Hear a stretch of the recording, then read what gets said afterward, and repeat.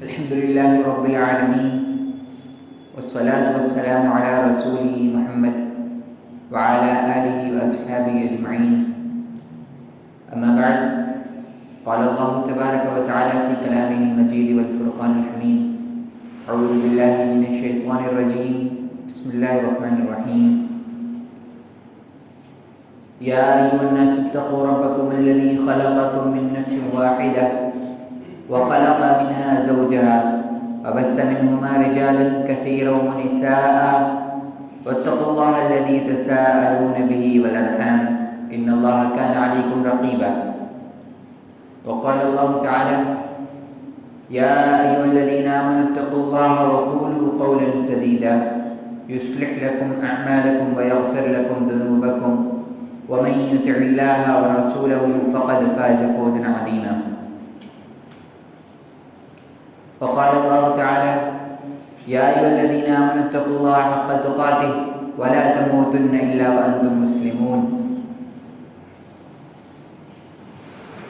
وقال الله عز وجل في مقام آخر: وما الحياة الدنيا إلا لهو ولعب وللدار الآخرة خير للذين يتقون أفلا تعقلون. محترم سامعین کرام، بزرگوں، نوجوانوں اور لائق احترام خواتین، اللہ رب العالمین نے انسانوں کو اس دنیا پر بھیجا، اس دنیا میں بنایا اور اس دنیا میں ان کی ضروریات کے تمام سامان کو بھی مہیا کیا، اور اللہ رب العالمین نے آخرت کو بھی بنایا، جنت اور جہنم کو بھی بنایا. لیکن اللہ رب العالمین نے دنیا کی اس زندگی کو محدود رکھا کہ یہ چند دنوں میں ختم ہو جائے گی انسان کی، اور آخرت کی زندگی کو لامحدود رکھا، کبھی نہ ختم ہونے والی رکھا. اور اللہ رب العالمین نے دنیا میں انسانوں کی ضروریات کے بھی تمام سامان رکھے، جس سے ان کا کھانا پینا چلتا رہے، ان کے لیے پانی رکھا، رہنے کے لیے گھر رکھے، اور اسی طریقے سے انہیں وہ بھی چیزیں مہیا کر دیں کہ جن کے ذریعے وہ اپنی دوسری چیزیں بناتے ہیں، اور انسان کو عقل بھی دی کہ جس کا استعمال کر کے انسان اللہ رب العالمین کی دی ہوئی چیزوں، مثلا پانی، مٹی، پتھر، ان چیزوں کو استعمال کر کر اپنی ضرورت کی چیزیں بناتا ہے اور روز نئی چیزیں ایجاد کرتا رہتا ہے.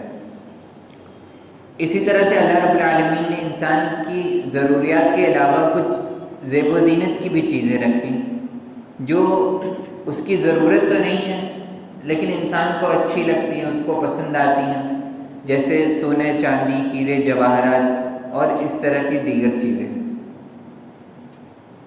لیکن اللہ رب العالمین نے یہ تمام چیزیں صرف اس لیے رکھیں کہ انسان کا جو مقصد ہے پیدائش کا، اس کو حاصل کرنے میں انسان کو آسانی ہو اور یہ چیزیں اس کا ساتھ دے دنیا کی زندگی میں. انسان غلطی یہ کرتا ہے کہ ان چیزوں کو جو اس کے مقصد تک پہنچانے میں مددگار ہیں، جو اس کے راستے کو آسان بنانے والی ہیں، جو اس کی زندگی کی ضروریات ہیں اور جو اس کے مقصد تک اسے لے جانے میں اس کا ساتھ دے رہی ہیں، جو بھی چیزیں ہیں، وہ انہی چیزوں کو مقصد سمجھ کر بیٹھ جاتا ہے. یعنی جو چیزیں مددگار تھیں انہی کو اصلی مقصد سمجھ لیتا ہے کہ انہی چیزوں کو حاصل کرنا، انہی چیزوں کو جمع کرنا ہی مقصد ہے. اور جو اس کا حقیقی مقصد جس کے لیے اللہ رب العالمین نے اسے بھیجا، یعنی صرف اور صرف اللہ رب العالمین کی عبادت کرنا، اس سے وہ غافل ہو جاتا ہے. یہیں سے انسان کی تباہی اور بربادی اور غفلت اور گمراہی کا آغاز ہوتا ہے کہ جو چیزیں اللہ رب العالمین نے اس کی ضروریات پوری کرنے کے لیے رکھی تھیں، اس کا کام چلانے کے لیے رکھی تھیں، انہی چیزوں کو وہ اپنا اصل مقصد سمجھ کر، اپنا مشن سمجھ کر بیٹھ جاتا ہے اور پھر انہی کے پیچھے لگ جاتا ہے. جیسا کہ میں نے ابھی عرض کیا کہ اللہ رب العالمین نے یہ دنیا کی زندگی کو محدود رکھا، چند دنوں کی رکھا، اور آخرت کی زندگی کو کبھی نہ ختم ہونے والی رکھا۔ اور اس کے بارے میں قرآن مجید میں بے انتہا آیتیں اللہ رب العالمین نے ذکر کی، بلکہ قرآن مجید کو اگر ہم سرسری طور پر دیکھیں تو قرآن مجید میں صرف 3 اور 4 چیزیں ہی موجود ہیں۔ پہلی اللہ رب العالمین کی توحید سے متعلق آیتیں، اور یہ تقریباً قرآن کا 1/3 ہے، جیسا کہ نبی کریم صلی اللہ علیہ وسلم نے اپنی حدیث میں بھی بتایا کہ سورہ اخلاص یعنی قل هو اللہ احد یہ قرآن کے 1/3 کے برابر ہے۔ یعنی اگر قرآن کے 3 حصے ہوتے تو ایک حصہ پورا کا پورا توحید سے بھرا ہوا ہے کہ اللہ رب العالمین ایک ہے، صرف اللہ رب العالمین ہی کی عبادت کرنی چاہیے، اس کے علاوہ کوئی بھی کسی بھی چیز پر قادر نہیں، اور اللہ رب العالمین کے یہاں ہی ساری بادشاہت ہے۔ اس کے بعد دوسری نمبر پہ جو چیزیں آتی ہیں اس میں نبیوں کے قصے ہیں قرآن مجید میں، پرانی امتوں کے حال بیان کیے گئے ہیں عبرت کے لیے۔ اسی طرح سے شریعت کے کچھ احکام اور مسائل بھی قرآن مجید میں بیان کیے گئے کہ انسان کو کیسے رہنا چاہیے، اپنے معاملات کیسے کرنے چاہیے۔ اور اسی کے ساتھ ساتھ قرآن کا ایک بہت بڑا حصہ اس بارے میں بات کرتا ہے کہ آخرت کیا ہے، مرنے کے بعد کیا ہوگا، مرنے کے بعد کی زندگی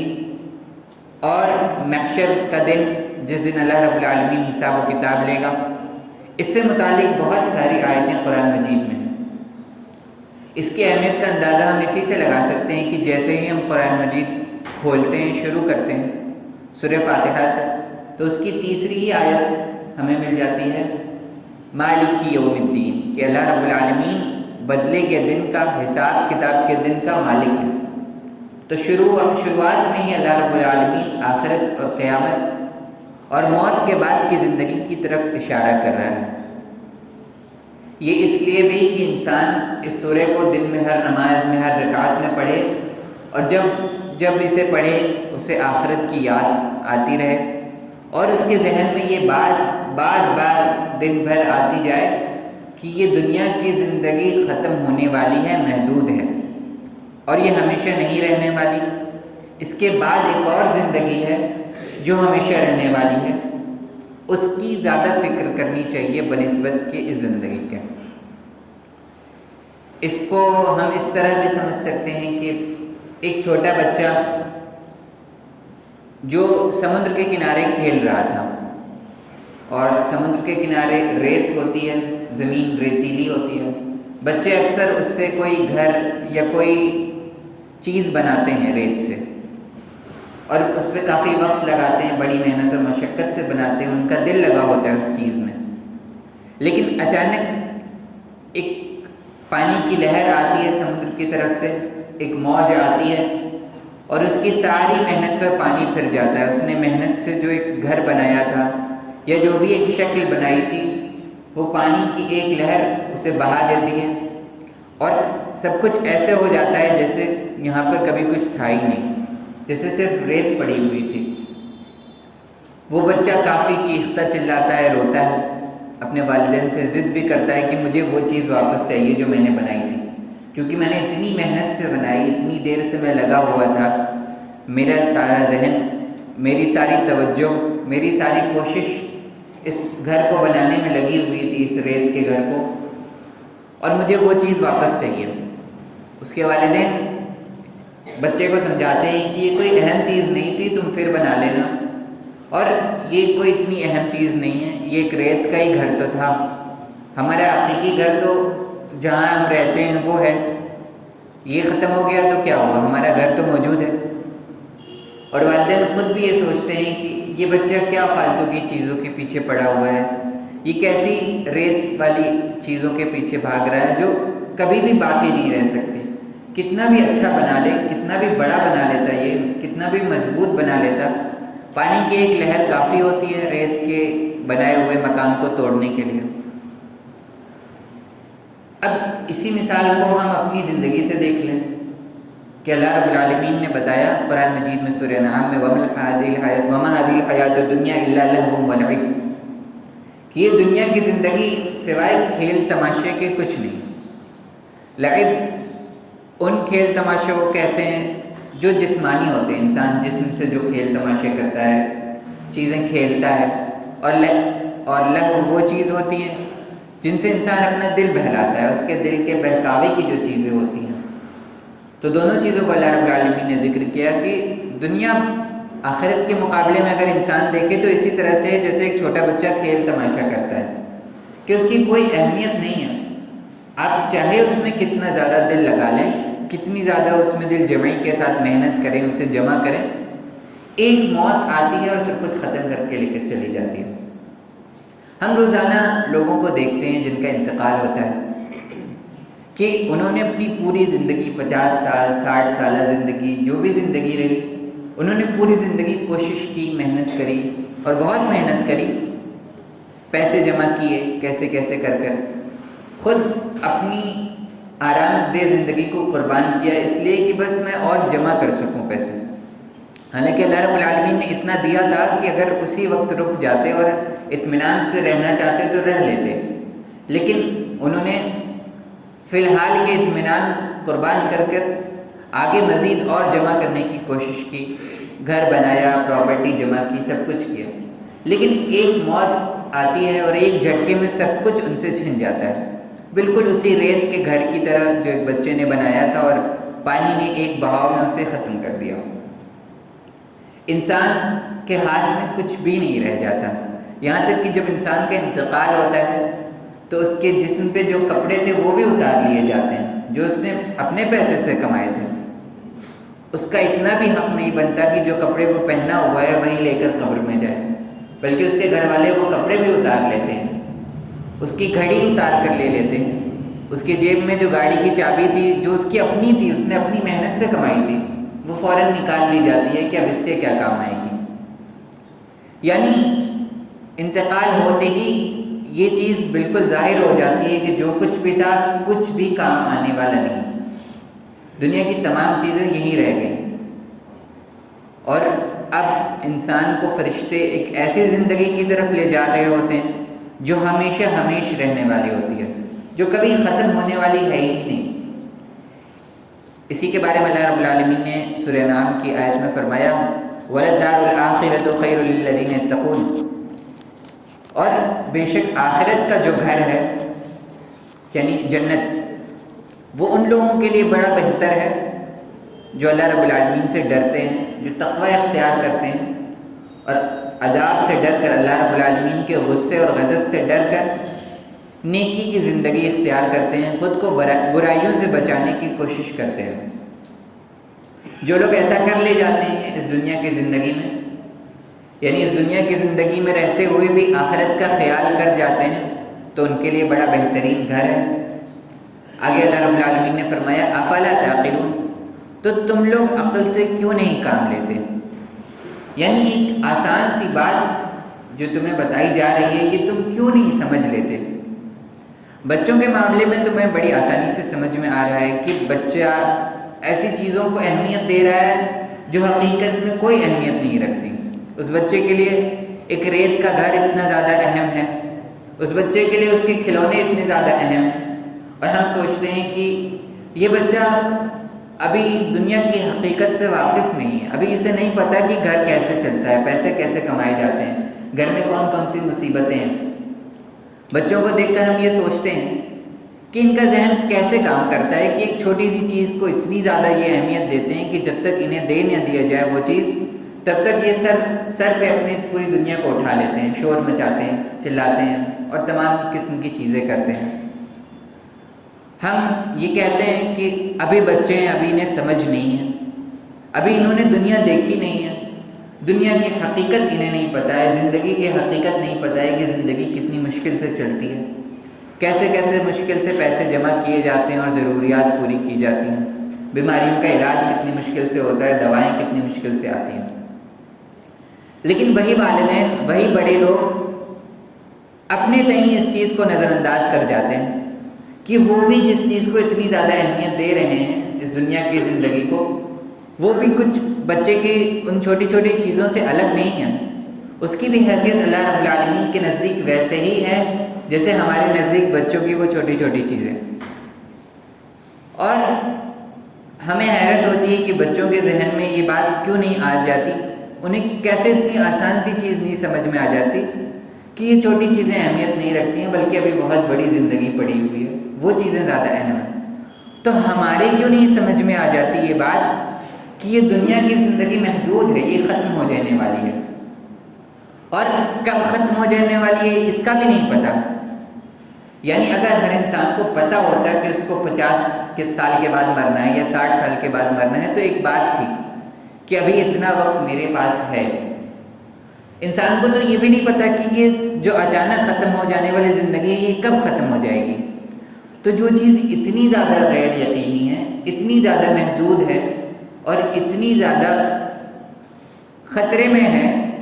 اس کو اتنی زیادہ اہمیت ہم کیسے دے دیتے ہیں؟ ہمارا ذہن اس بچے کے ذہن سے کہاں ہی الگ ہے. ہم بھی تو اسی طرح سوچ رہے ہیں کہ جو چیز ہمارے سامنے ہے، جو ہمیں فی الحال میں مزہ دے رہی ہے، وہ ہمارے لیے اہم ہے، اور ایک ایسی زندگی جو کبھی نہ ختم ہونے والی ہے. اس چیز پر غور کرنے کی ضرورت ہے کہ ایسی زندگی کبھی ختم نہیں ہونے والی زندگی. یعنی یہ دنیا کی زندگی میں انسان اچھے سے اچھی زندگی پا جائے یا تکلیف دہ سے تکلیف دہ زندگی پا جائے، ایک نہ ایک دن اس سے چھٹکارا مل ہی جائے گا اس کو. لیکن انسان یہ کیوں نہیں غور کرتا کہ ایک ایسی زندگی جو ختم ہوگی ہی نہیں، کسی صورت میں نہیں ختم ہوگی، کتنا بھی وہ اللہ رب العالمین کے آگے ہاتھ پھیلا لے، گڑ گڑا لے، وہ زندگی ختم ہوگی ہی نہیں کسی بھی صورت میں، وہاں موت آئے گی ہی نہیں. تو اسے انسان کیوں نہیں اہمیت دیتا ہے؟ اور اللہ رب العالمین نے سورہ اعلیٰ میں بھی اس کے بارے میں ارشاد فرمایا، بل تؤثرون الحیات الدنیا، تم لوگ آخرت کی زندگی کو ترجیح دیتے، بل تؤثرون الحیات الدنیا، تم دنیا کی زندگی کو ترجیح دیتے ہو، تمہارے لیے یہی دنیا، یہی زندگی اہم ہے، حالانکہ والآخرۃ خیر وابقیٰ، آخرت اس سے بہت بہتر ہے اور ہمیشہ باقی رہنے والی ہے، کبھی ختم نہیں ہونے والی. تو اسے اہمیت دینی چاہیے. اسی طرح بچوں کی مثال کے علاوہ اگر میں ایک بڑے شخص کی مثال دوں، ایک بڑے انسان کی مثال دوں، تو ہم دیکھتے ہیں کہ کوئی شخص کوئی ایسا کام کر رہا ہے، کوئی ایسی تجارت یا کوئی ایسی نوکری کر رہا ہے جہاں اس کا نقصان ہو رہا ہے. اس انسان کے پاس پڑھائی لکھائی ہے، ڈگری موجود ہے، صلاحیت موجود ہے، اور وہ چاہے تو بڑی آسانی سے ایک اچھا کاروبار شروع کر سکتا ہے اور ایک اچھی نوکری پا سکتا ہے، اپنی زندگی کو بہتر بنا سکتا ہے. لیکن پھر بھی وہ زبردستی ایک مشکل کی زندگی گزار رہا ہے، وہ ایک چھوٹی موٹی نوکری یا بہت چھوٹا موٹا کاروبار کر رہا ہے. تو دنیا کے تمام لوگ اسے بیوقوف کہتے ہیں، اس کا مذاق اڑاتے ہیں کہ دیکھو کتنا بڑا بیوقوف ہے کہ چاہے تو بڑی آسان زندگی گزار سکتا ہے، چاہے تو بہت سارے پیسے کما سکتا ہے، اس کے پاس تو صلاحیت ہے، پڑھائی لکھائی ہے، تعلیم ہے، ڈگری ہے، سب کچھ ہے، اس کو کیا دقت ہے کرنے میں. یعنی دنیا میں بھی جب کوئی انسان اچھی اور بہتر چیز پا سکتا ہے لیکن اسے نہیں پا رہا ہوتا، اس کے لیے کوشش نہیں کر رہا ہوتا، اسے اہمیت نہیں دے رہا ہوتا، تو ہم اسے بیوقوف کہتے ہیں. اور ہم کہ جس کے سامنے اللہ رب العالمین نے اتنا بہترین موقع رکھا کہ کبھی نہ ختم ہونے والی زندگی کو پا سکتے ہیں اور اسے بہتر بنا سکتے ہیں، وہاں پر ہم ہر وہ چیز حاصل کر سکتے ہیں جو ہم چاہیں. تو ہم اسے کیوں نہیں اہمیت دیتے؟ کیوں اسے چھوڑ کر یہ دنیا کی چھوٹی سی زندگی جس میں سب کچھ مل بھی نہیں سکتا اسے اتنی زیادہ اہمیت دیتے ہیں؟ اور ہم دنیا کے پیچھے اتنی تیزی سے بھاگ رہے ہیں گویا یہ ساری چیزیں ہم سے چھوٹ جائیں گی. جو کچھ مال و دولت، گاڑی، گھر اور پراپرٹی اور جو بھی چیزیں ہم حاصل کرنا چاہ رہے ہیں، ہمیں لگتا ہے کہ یہ سب چیزیں ہم سے چھوٹ جائیں گی اگر ہم نے ابھی حاصل نہیں کیا تو پھر پتہ نہیں کب کر پائیں گے، کر بھی پائیں گے یا نہیں کر پائیں گے، اور بہت ساری دنیا کی لذتوں اور مزے اور آرائش اور عیاشی سے محروم رہ جائیں گے. حالانکہ ایسا نہیں ہے. اللہ رب العالمین نے قرآن مجید میں جگہ جگہ جب بھی جنت کا ذکر کیا اور جنت کی نعمتوں کا ذکر کیا تو یہ بتایا کہ خالدن فیہا، اس میں آپ ہمیشہ ہمیش رہیں گے، وہ کبھی ختم نہیں ہونے والی. اسی طرح سے یہ بتایا لہم فیہا ما یشاؤون کہ جنت میں رہنے والوں کے لیے لہم فیہا ما یشاؤون کہ ایک تو وہ نعمتیں بھی ہوں گی جو اللہ رب العالمین بیان کرتا ہے، دوسری طرف یہ کہ جو کچھ وہ چاہیں گے سب کچھ ملے گا، کوئی پابندی نہیں۔ یعنی دنیا کی جتنی چیزیں ہم سوچ سکتے ہیں ابھی اور مرنے کے بعد جو بھی ہمارے ذہن میں آئیں گی اس وقت بھی، سب کچھ ہمیں مل رہی ہے، اور صرف مل بھی نہیں رہی ہے بلکہ ہمیشہ ہمیش کے لیے مل رہی ہے۔ کہ مثال کے طور پر اگر تمہیں تندرستی چاہیے، صحت مند جسم چاہیے، تو یہ نہیں کہ چند سالوں کے لیے 20-25 سالوں کے لیے ملے گا بلکہ ہمیشہ ہمیش کے لیے ملے گا۔ تمہیں آرام دہ عالیشان گھر چاہیے تو یہ نہیں کہ 20-25-30 سالوں کے لیے ملے گا پھر خراب ہو جائے گا، بنوانا پڑے گا دوبارہ، نہیں، ہمیشہ ہمیش کے لیے مل رہا ہے۔ کھانے پینے کی بہترین چیزیں چاہیے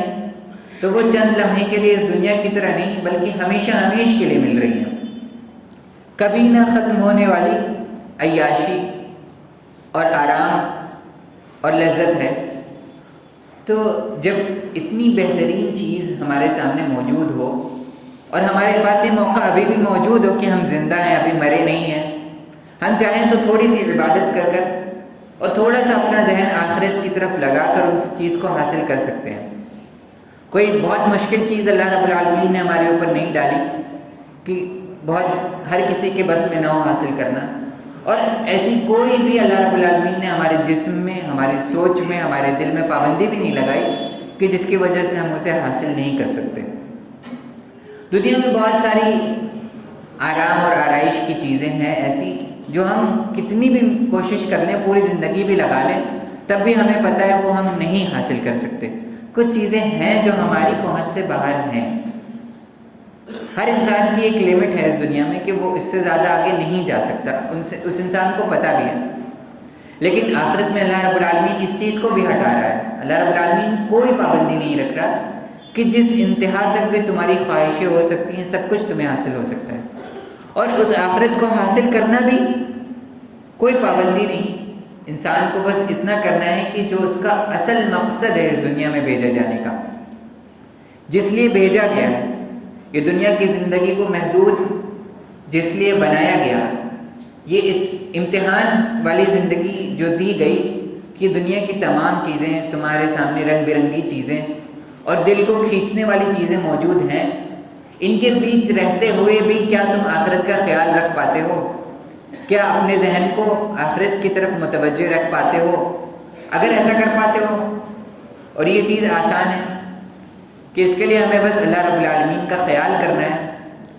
بس ہمیں بار بار خود کو یہ یاد دلاتے رہنا ہے کہ یہ دنیا کی زندگی ختم ہونے والی ہے، موت آنے والی ہے، اور اپنی زندگی کو صبح اور شام اور رات آخرت کی طرف متوجہ ہو کر آخرت کو اپنے سامنے رکھ کر، اپنی موت کو سامنے رکھ کر گزارنا ہے۔ دنیا کی جتنی بھی چیزیں ہم جمع کرتے ہیں، دنیا کی جو کرنسی ہے یعنی یہاں کا مال و دولت، اسی طرح سے لوگوں کی نظر میں عزت بنا لینا، لوگوں کے سامنے بہت معزز اور مکرم ہو جانا، سماج میں اپنا ایک اسٹیٹس بنا لینا، اپنی ایک حیثیت بنا لینا، یہ تمام چیزیں بس اسی دنیا میں کام آتی ہیں۔ یہاں جتنے بھی کنیکشن، جتنے بھی سورس ہم بناتے ہیں، جتنی بھی جان پہچان بناتے ہیں، وہ بس یہیں تک۔ آخرت میں ان میں سے کوئی بھی چیز کام نہیں آنے والی۔ انسان جب مر جاتا ہے اور مرنے کے بعد دوبارہ آنکھیں کھولتا ہے قبر میں، تو اسے احساس ہوتا ہے کہ جو کچھ بھی میں نے کمایا تھا وہ تو رہ گیا دنیا میں تو کچھ بھی نہیں لے کے آ پایا، اور لے کے آ بھی جاتا تو یہاں پہ کیا کام آتا؟ اللہ رب العالمین کو پیسے سے اور آپ کی دولت سے اور آپ کی حیثیت سے اور آپ کی لوگوں سے جان پہچان سے کیا مطلب؟ اللہ رب العالمین کو تو آپ کے اعمال سے اور آپ کے ایمان سے مطلب ہے۔ یعنی جو چیز سب سے زیادہ جمع کرنے والی تھی آخرت کے لیے، اعمال اور صاف ستھرا ایمان، اسے نظر انداز کر کے ہم نے دنیا کی چیزیں جمع کی اور کر رہے ہیں اور کرتے بھی رہیں گے، تو وہ کام بھی نہیں آ رہی۔ تو جیسے کہ میں نے شروعات میں مثال دی بچے کی کہ ہم بچوں کو کتنا بیوقوف سمجھتے ہیں کہ وہ ایسی لایانی چیزوں کے پیچھے، چھوٹی چھوٹی چیزوں کے پیچھے اتنا پریشان ہو جاتے ہیں، انہیں اتنی زیادہ اہمیت دیتے ہیں کہ زندگی موت کا مسئلہ بنا لیتے ہیں۔ اور ہماری نظر میں وہ کتنے بیوقوف ہوتے ہیں کہ اتنی سی بات نہیں سمجھ پا رہے کہ یہ چیز تو چھوٹی سی ہے، ٹیمپریری ہے، ابھی ختم ہو جائے گی، ابھی یہ بڑے ہو جائیں گے، پھر انہیں اچھی بھی نہیں لگے گی۔ تو وہی بیوقوفی ہمارے اندر بھی تو ہے کہ ایسی زندگی جو کبھی نہ ختم ہونے والی ہے، جہاں ہمیشہ رہنا ہے، اس کی کوئی تیاری نہیں، اور جو زندگی ابھی پل بھر میں ہم چھوڑ کر چلے جائیں گے اس میں اتنی زیادہ محنت کر رہے ہیں۔ اللہ رب العالمین نے منع نہیں کیا کہ دنیا کی چیزیں آپ نہ کمائیں بالکل بھی، اور دنیا کی بالکل بھی کوشش نہ کریں، دنیا کی ضروریات نہ پوری کریں، یہ ساری چیزیں بھی چلتی رہیں گی، لیکن آخرت کو قربان کر کر نہیں، اپنی آخرت کو برباد کر کر نہیں، کیونکہ آخرت جہاں ایک طرف نہ کبھی ختم ہونے والی زندگی ہے، وہیں ایک ایسی زندگی بھی ہے جہاں سے انسان واپس نہیں آ سکتا کتنی بھی کوشش کر لے۔ یہاں انسان برے حالات میں چلا جاتا ہے تو واپس محنت کر کر، کوشش کر کر، اللہ رب العالمین سے دعائیں کر کر واپس اپنے حالات کو کسی نہ کسی طرح درست کرا لیتا ہے، لیکن آخرت خراب ہوئی ایک بار تو پھر وہ ہمیشہ کے لیے خراب ہے۔ جہنم میں انسان گیا تو ہمیشہ کے لیے گیا، پھر وہ عذاب کبھی ختم نہیں ہونے والا، وہاں سے چھٹکارے کا کوئی راستہ ہی نہیں۔ وہاں کے قانون یہاں کے قانون کی طرح نہیں کہ انسان ذرا مال دے کر، ذرا جان پہچان دکھا کر، اور ذرا رعب اور دبدبے کے ذریعے انہیں اپنے مطابق تبدیل کرا لے۔ وہاں کے قانون تو الگ ہیں۔ وہاں جو چیز قابل قبول ہے وہ صرف اور صرف ایک ہی چیز کہ آپ نے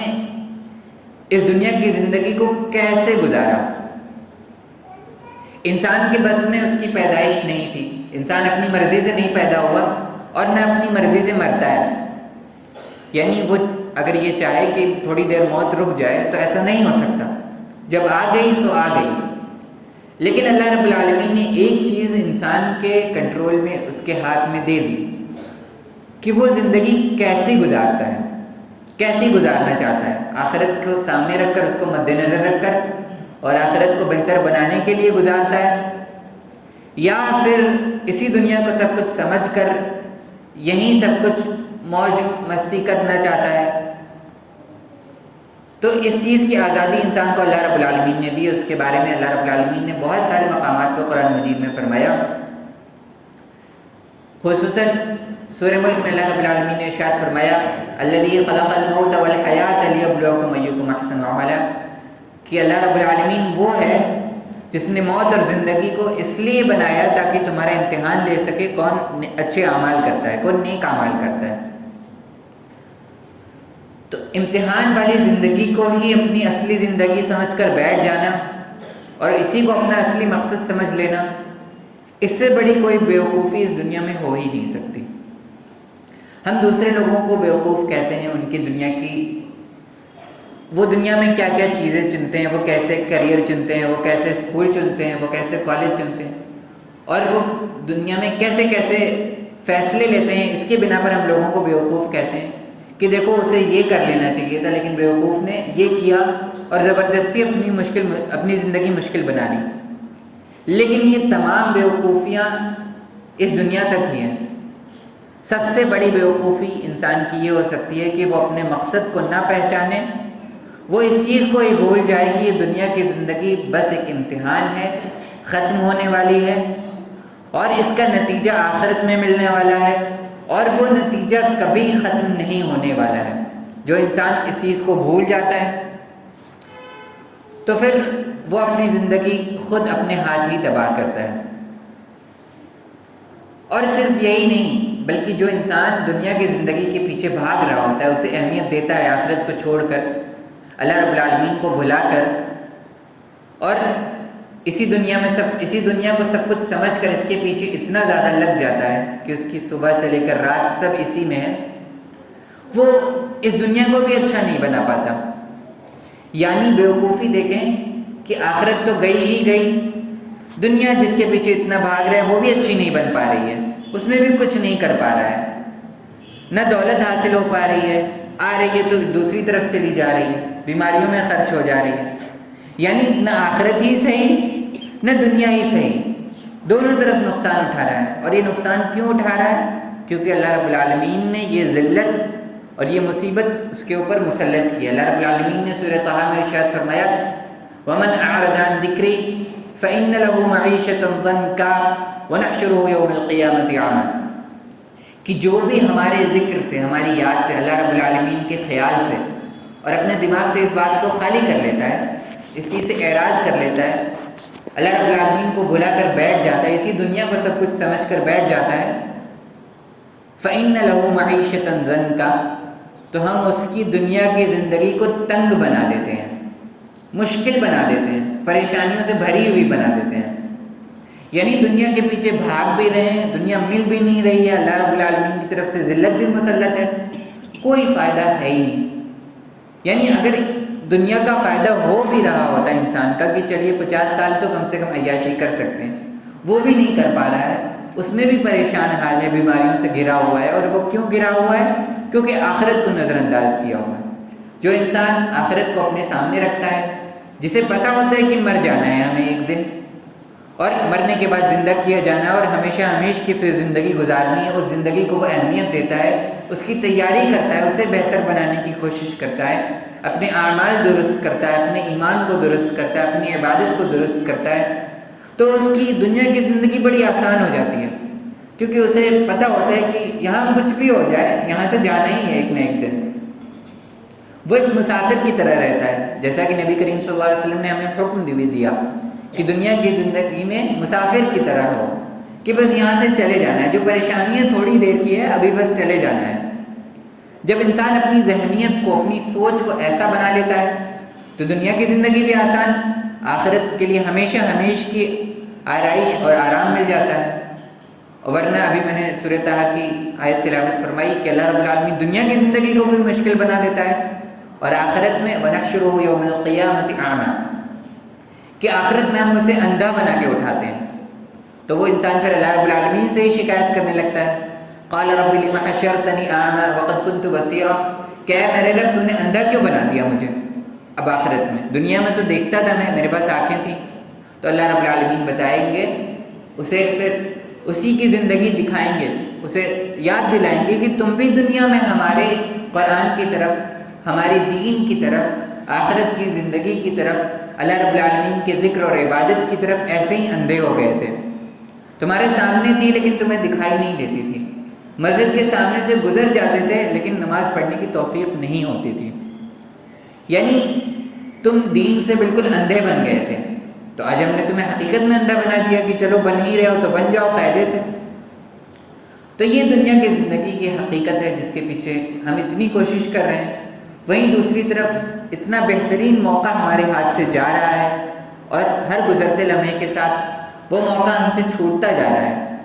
کہ ہم ہمیشہ ہمیش کی ایک ایسی زندگی پا سکتے ہیں جو آرام سے بھری ہوگی اور کبھی نہ ختم ہونے والی ہوگی. اور یہاں جو کچھ بھی ہم حاصل کرنا چاہ رہے ہیں، جو بھی چیزیں ہیں، زمین، گھر، گاڑی، اور جو بھی چیزیں ہم سوچ سکتے ہیں اس دنیا میں، وہ ہم سے چھوٹ نہیں رہی ہیں. اللہ رب العالمین ہم سے ان کا وعدہ کر رہا ہے کہ یہ دنیا کی زندگی بس اطمینان سے اور اللہ رب العالمین کے فرمان کے مطابق گزار لو، یہ ساری چیزیں تمہیں مل جائیں گی، پریشان ہونے کی ضرورت نہیں، یہ چھوٹ نہیں رہی ہیں. ایسا نہیں ہوگا کہ یہ عیاشی جو ہم دیکھتے ہیں لوگوں کو کرتے ہوئے وہ ہمیں کبھی نہیں کرنے کو ملے گی. اللہ رب العالمین ہم سے وعدہ کر رہا ہے کہ تمہیں یہ سب کچھ کرنے کو ملے گا. لیکن کب؟ جب اس دنیا کی زندگی کو اللہ رب العالمین کے مطابق گزار لو تو آخرت کی زندگی تمہارے مطابق تمہیں دے دی جائے گی کہ جو کرنا ہے سب کرو. ساری پابندیاں، ساری حرام چیزیں تمہارے اوپر سے ہٹا لی جائیں گی. یعنی دنیا میں جو پابندیاں ہیں کہ یہ حرام ہے، وہ حرام ہے، یہ حرام ہے، وہ حرام ہے، وہاں پر یہ ساری پابندیاں تم سے ہٹا لی جائیں گی، جو چاہے وہ کرو. تو جب ایسا موقع ہمیں مل رہا ہے، ہم چاہیں تو ایسا کر سکتے ہیں، تو ہم کیوں نہیں کرتے؟ اللہ رب العالمین سے دعا ہے کہ ہمیں اس چیز کی توفیق عطا فرمائے، ہمیں اس چیز کی سمجھ عطا فرمائے. آمین. وما علینا الا البلاغ.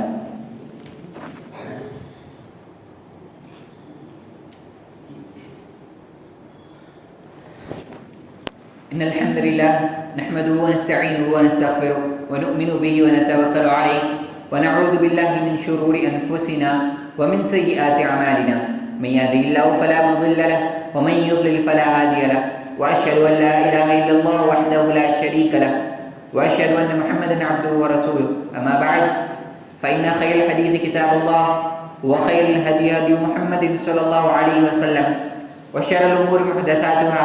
وكل محدثة بدعة وكل بدعة ضلالة وكل ضلالة في النار. فأعوذ بالله السميع العليم من الشيطان الرجيم. بسم الله الرحمن الرحيم. إن الله وملائكته يصلون على النبي يا أيها الذين آمنوا صلوا عليه وسلموا تسليما. اللهم صل على محمد وعلى آل محمد كما صليت على إبراهيم وعلى آل إبراهيم إنك حميد مجيد. اللهم بارك على محمد وعلى آل محمد كما باركت على إبراهيم وعلى آل إبراهيم إنك حميد مجيد. عباد الله رحمكم الله، إن الله يأمر بالعدل والإحسان وإيتاء ذي القربى وينهى عن الفحشاء والمنكر والبغي يعظكم لعلكم تذكرون. اذكروا الله يذكركم وادعوه يستجب لكم ولذكر الله أكبر والله يعلم ما تصنعون. وأقيموا الصلاة.